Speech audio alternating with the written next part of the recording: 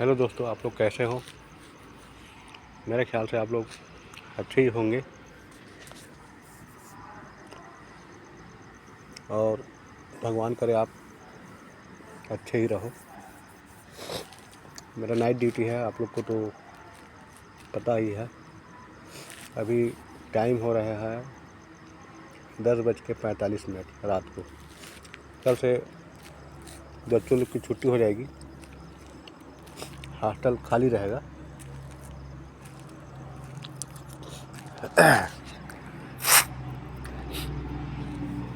मैं आप लोग को बताया था दोस्तों माई लाइफ माई स्टोरी में कि इश्क करना कितना बड़ा गुनाह होता है, सज़ा होता है, लेकिन कोई बात नहीं दोस्तों, चलता है। एक कहावत सुना है मैंने कि लोहे को भी तप करके अग्नि परीक्षा दे करके ही उसे अच्छे रूप में ढाला जाता है। उसी प्रकार ये इश्क का रोग है, लगता है मेरे को, कि अगर इंसान को अच्छा बनना है या बुरा बनना है तो उसको भी ये इश्क के रूप से गुजरना पड़ता है। तो या तो इंसान जो है एक अच्छाई के रास्ते में चला जाएगा या फिर वो एक ऐसी बुराई के रास्ते को पकड़ेगा कि जिससे उसे लौटना बहुत मुश्किल हो जाएगा। वो तो दोस्तों मैं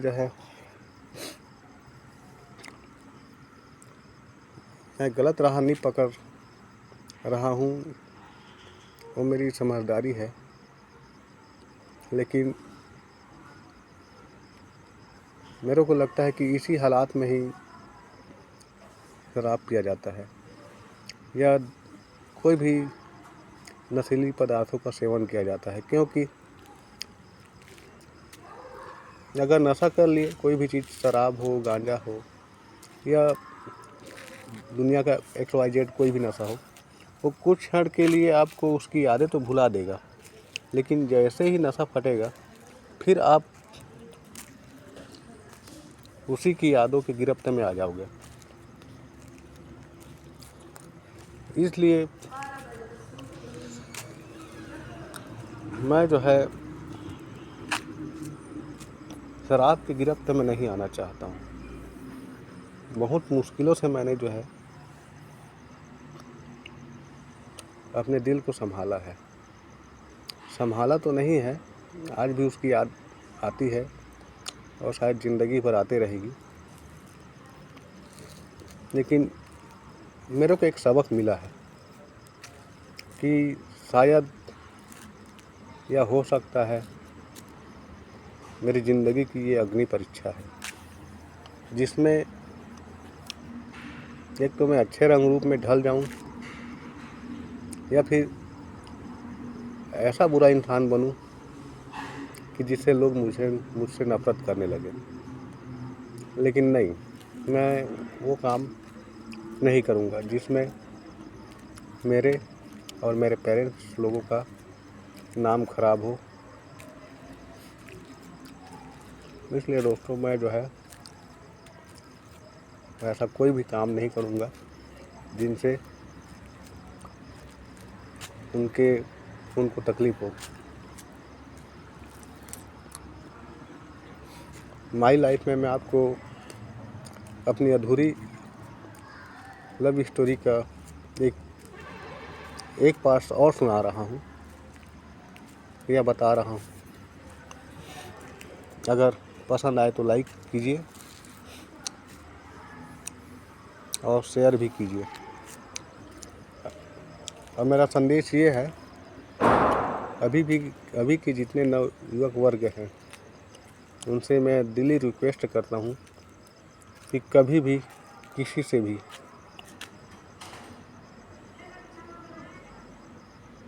उतनी मोहब्बत ना करो जिसमें आपकी जान और आपकी सेहत को खतरा हो।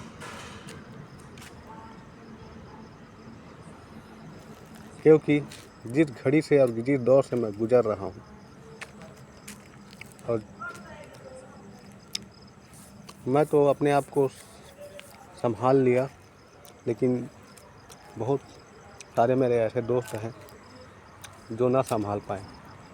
इसलिए आपसे मैं दिली रिक्वेस्ट कर रहा हूँ कि आप कभी भी इश्क करें। इश्क करना गुनाह नहीं है, लेकिन इस कदर उसमें ना डूबें जिसमें आपको ये सब रास्ता अपनाना पड़े। तो दोस्तों, मैं अपने लाइफ का एक पार्ट और बता रहा हूँ।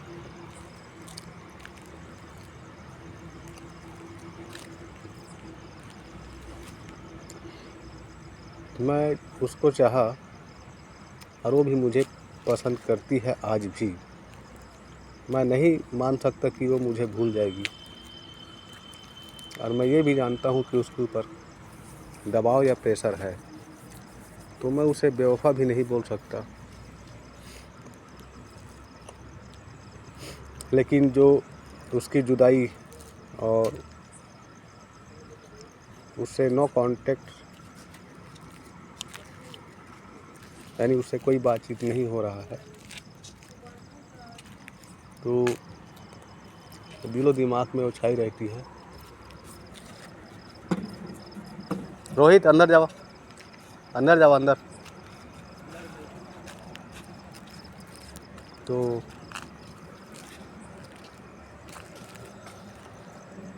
मैं बता रहा हूँ, मेरी लाइफ में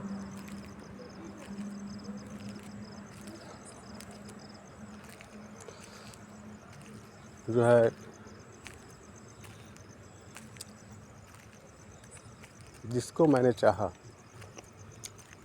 उसका नाम के से चालू होता है, और जो मेरी वाइफ है उसका भी नाम के से चालू होता है। तो मेरे को ऐसा लगता है कि मेरी ज़िंदगी जो है के से शुरू हुई और के में जाके ख़त्म हो जाएगी।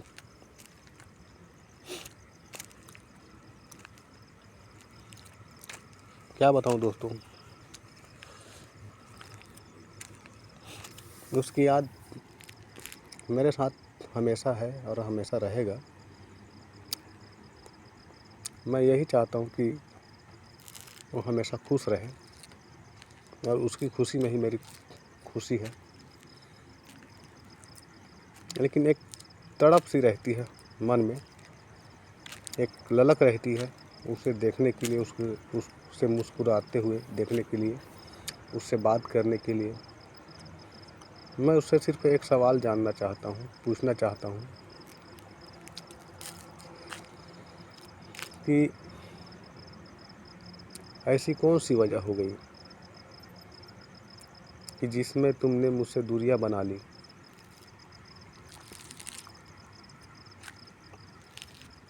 और वो भी मुझसे बिना बताए।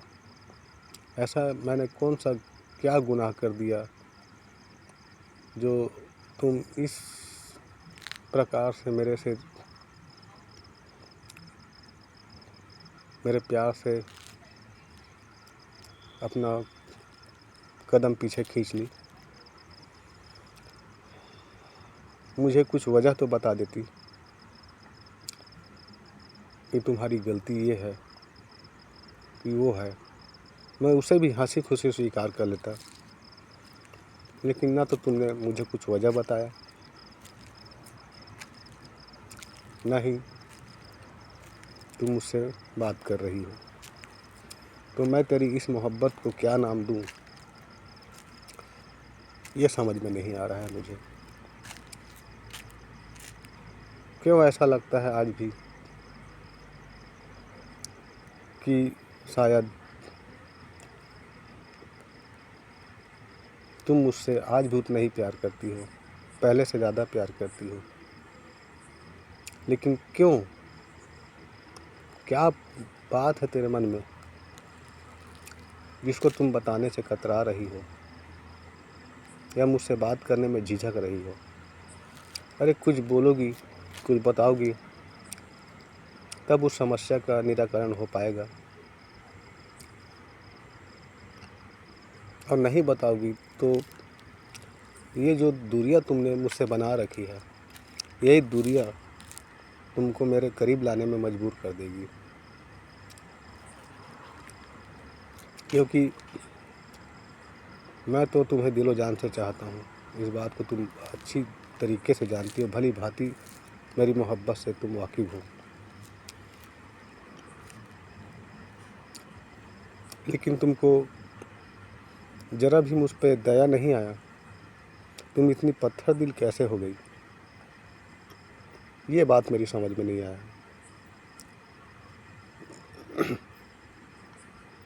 तुमको मेरी तड़प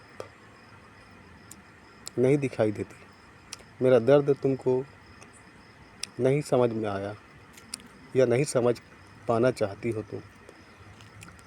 इसी सवाल का तुम मुझे जवाब दोगी और तुमको देना पड़ेगा कि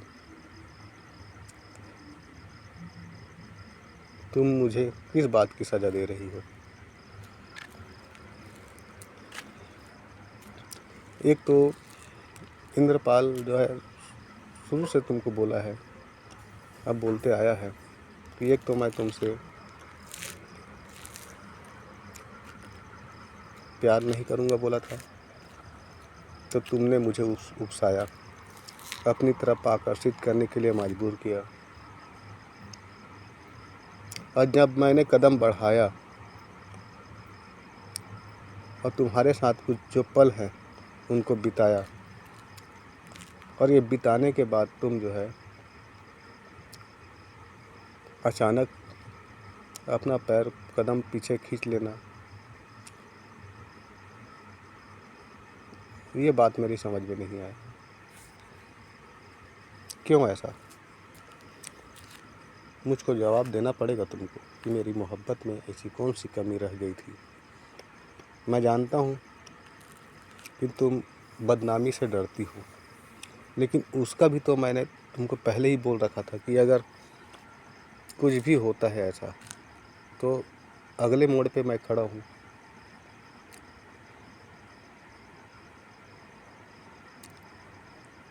मानता हूँ तुम्हारे ऊपर जिम्मेदारियाँ हैं, बंदिशें हैं, उस चीज़ को तुम लांघना नहीं चाहती हो, वहाँ उस बात को भी मैं स्वीकार करता हूँ। लेकिन तुमने दूरियां जो बनाई मुझसे, उसको एक बार मुझसे बता तो देती कि मैं इस कारण से, कि इस मजबूरी से तुमसे दूर हो रही हूँ, मैं उस बात में भी स्वीकार कर लेता।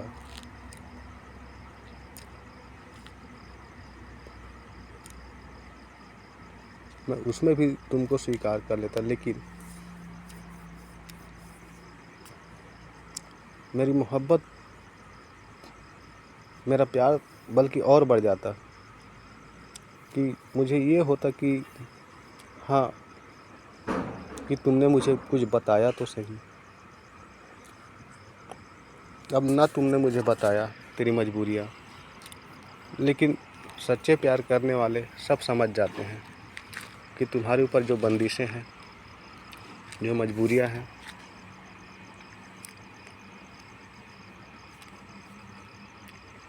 उसी प्रकार मैं समझ चुका हूँ तेरी बंदिशें, तेरी मजबूरियाँ। और उसी सब को देखते हुए मैंने भी तुमसे कुछ नहीं कहा और ना ही कहूँगा, क्योंकि मुझे पता है तुम भी मुझे उतना ही चाहती हो जितना कि मैं चाहता हूँ। तुम्हारे मन में भी तड़प है मुझसे बात करने की, लेकिन तुम नहीं करना चाहती, तुम नज़रों में नहीं आना चाहती हो। इस बात का मुझे पता है, लेकिन यार कब तक ये दूरियां बना के चाहोगी? कब तक तुम तड़पोगी या मुझे तड़पाओगी?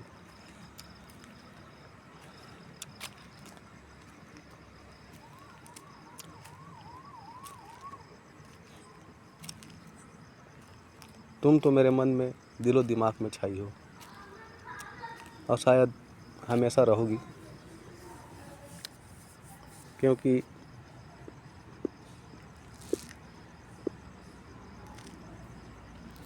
मैंने तुमसे सच्चा प्यार किया है और इंद्रपाल को इस प्रकार से तुम धोखा नहीं दे सकती और ना ही तुम्हें देने का कोई अधिकार है। नहीं चाहती तो मेरे करीब नहीं आती। यार तेरी जो उदास चेहरा है, जब भी तुमको देखने के लिए जाता हूँ या मिलने जाता हूँ, हालांकि मैं तुमसे उतना बात नहीं करता, लेकिन मैं तेरा चेहरा पढ़ लेता हूँ। क्या बताऊँ मैं, तू भी जानती है मेरी मजबूरी। मजबूरी तो दोनों तरफ है, तेरे तरफ भी है और मेरे तरफ भी है।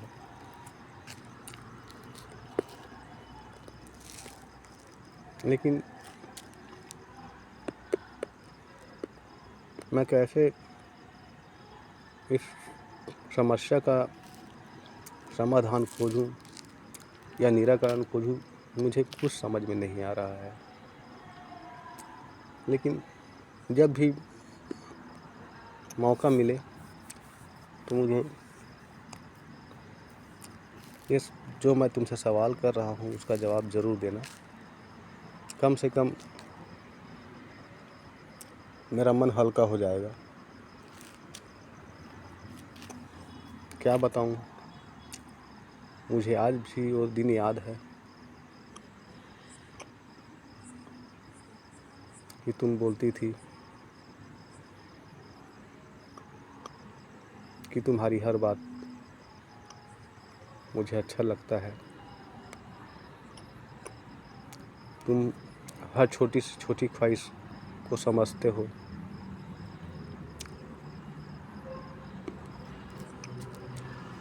तुम्हारे साथ हर बिताया हुआ पल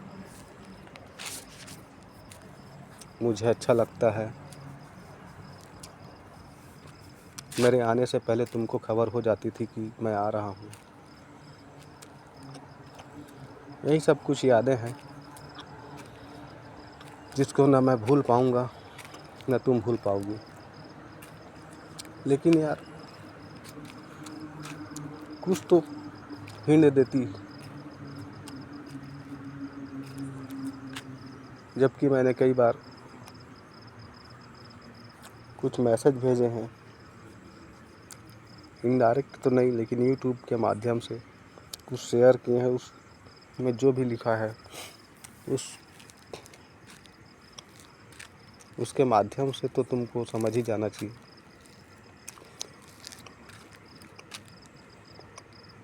क्या बोलूँ, बोलने को तो मन में बहुत कुछ रहता है, लेकिन शब्द जो है होंठ तक नहीं आते।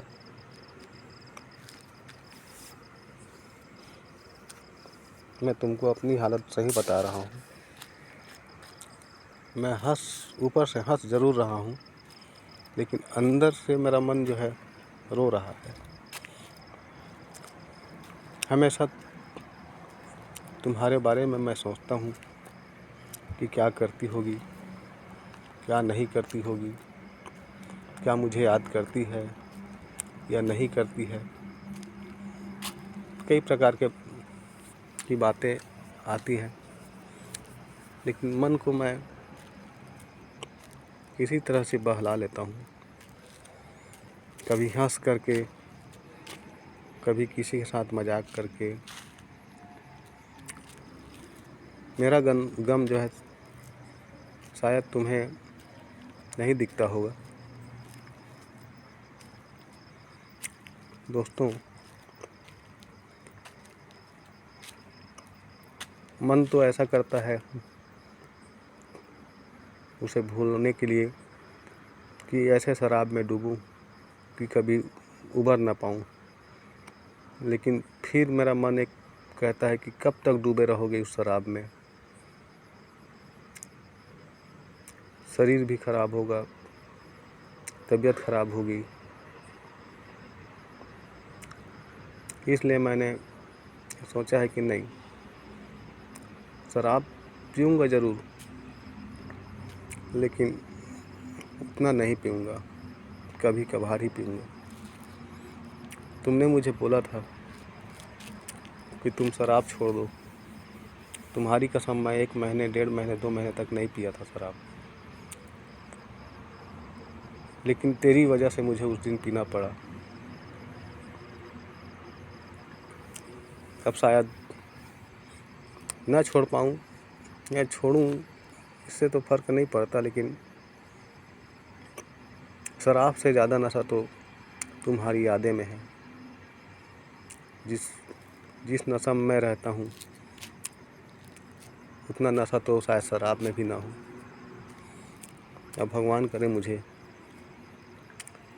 यही नशा देते रहे, हमेशा मैं तुम्हारे बारे में सोचते रहूं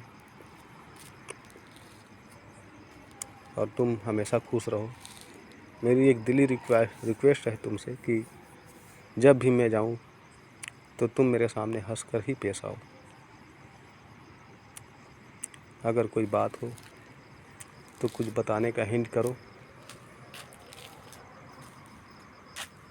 और आगे क्या बोलूं, मेरा ये वीडियो बनाने का मतलब जो है, आने वाले न्यूयॉर्क लोग को मार्गदर्शन देने का है कि मोहब्बत करो उतनी